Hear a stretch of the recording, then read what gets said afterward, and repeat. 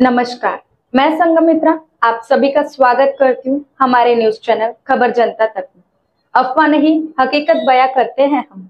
आइए देखते हैं आज की खास खबर। कुठे बांधतात? दलित वस्ती सुधार योजनेअंतर्गत समाज भवन बांधल्या जाते। झोपडपट्ट्यांमध्ये बौद्ध समाज, दलित समाज ज्या ठिकाणी राहतो त्या ठिकाणी नाशिकमध्ये किंवा पश्चिम महाराष्ट्रामध्ये राजवाडा म्हणतात त्याला, ज्या ठिकाणी दलित राहतात त्याला राजवाडा म्हणतात। राजवाड्यात समाज मंदिर बांधले जाते। आणि इथे नागपूरला इथे काय झोपडपट्टी आहे? इथे काय आंबेडकरी समाज आहे? इथे काय मागासवर्गीय लोक आहे? असं काहीच नाही। ही शासनाची जागा आहे आणि ती गार्डन आहे।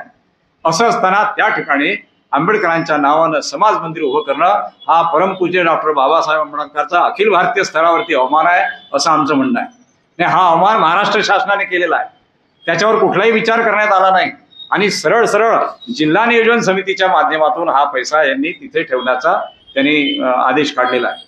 खरं म्हणजे डॉक्टर बाबासाहेब आंबेडकरांचं स्मारक किंवा त्यांच्या नावाने असलेलं स्मृती मंदिर हे राज्यस्तरीय योजनेमधून घ्यायला पाहिजे।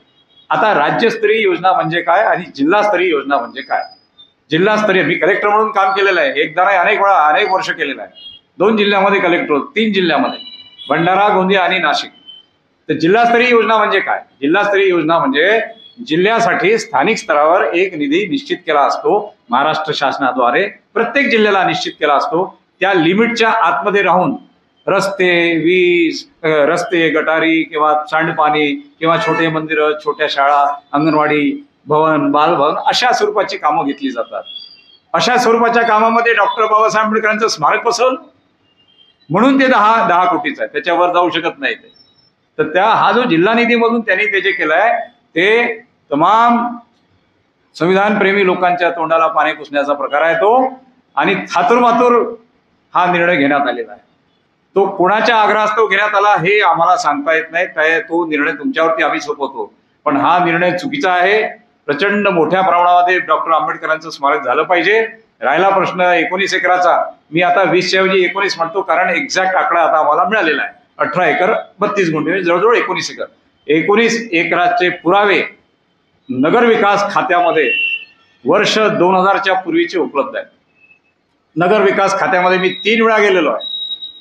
त्यांनी सांगितलं की सन 2000च्या पूर्वी नागपूर सिटी मॅप, नागपूर शहर विकास आराखडा याच्यामध्ये डॉक्टर आंबेडकरांच्या नावाने 19 एकरावरती स्मारकाची नोंद आहे।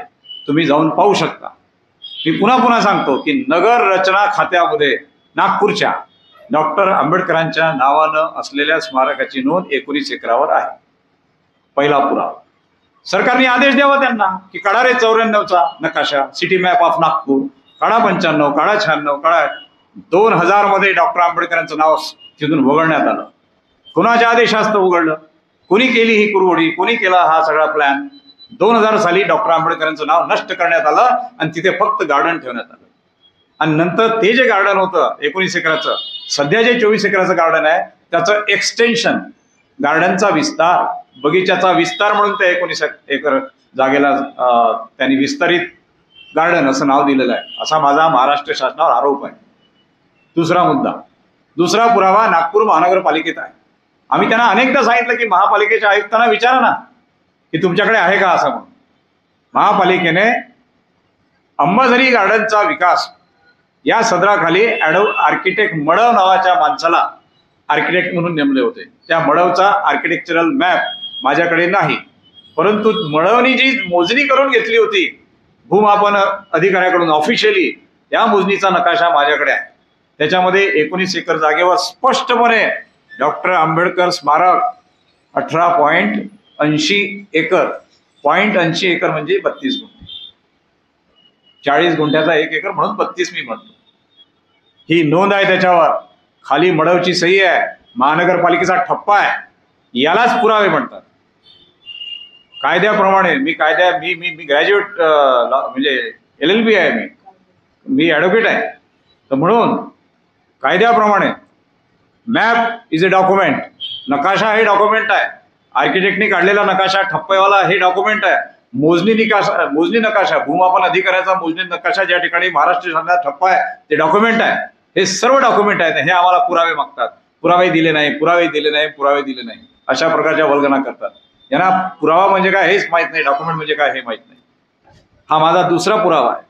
माझा तिसरा पुरावा आहे की शासनाचा जेव्हा एखादा GR निघतो, शासनाकडून जेव्हा जमीन आवंटित केली जाते ती शासन निर्णयाद्वारे आवंटित केली जाते. शासन निर्णय, गव्हर्नमेंट रेझोल्युशन GR. तर 1974ला जे बांधकाम केलं त्याचाही प्लॅन माझ्याकडे आहे. महानगरपालिकेने जो कच्चा नकाशा काढला त्या आपल्या स्मारकाचा म्हणजे आंबेडकर सांस्कृतिक भवनाचा आणि त्याच्यावर किती खर्च केला याची माहितीचा नकाशा माझ्याकडे आहे, RTIच्या अंतर्गत घेतलेला. तर त्या ठिकाणी त्यांनी ते जे बांधकाम केलं त्या बांधकामाच्या संदर्भामध्ये शासनाने त्यावेळी जी जमीन आवंटित केली ती शासन निर्णयाद्वारे केली. तो शासन निर्णय, कोणताही शासन निर्णय कमीत कमी 20 खात्यांना पाठवला जातो. कलेक्टर, कमिशनर, तहसीलदार, जमीन भूमापक, फॉरेस्ट डिपार्टमेंट, महालेखाकार, ढमका सगळ्या लोकांना पाठवला जातो. या 20 लोकांपैकी एकाही शासकीय अधिकाऱ्याकडे 1970चा आदेश नाहीये. निश्चितपणे असणार, कारण हा जो GR आहे हा नष्ट करता येत नाही, हा कायमस्वरूपी असतो. हे तिन्ही पुरावे जिल्हाधिकारी कार्यालयामध्ये एक आदेश दिला सरकारने, शोधा तुमच्या याच्यामध्ये अभिलेख कक्षामध्ये, अभिलेख कक्ष रेकॉर्ड रूम असते त्यांची, त्या रेकॉर्ड रूम मध्ये 1970चा आदेश काढा, त्यांना बरोबर सापडेल. अरे आपले आजोबा पंजोबा यांचे 7-12 उतारे सापडतात आणि डॉक्टर आंबेडकरांच्या नावाने आवंटित केलेल्या जमिनीचा GR सापडत नाही. आश्चर्यकारक आहे. त्यामुळे हे सगळे पुरावे असताना सुद्धा त्याच्याकडे दुर्लक्ष करू. जुड़े रहिए हमारे साथ और देखते रहिए खबर जनता तक. अफवाह नहीं, हकीकत से रूबरू कराते हैं. लाइक सब्सक्राइब अवश्य करें. धन्यवाद.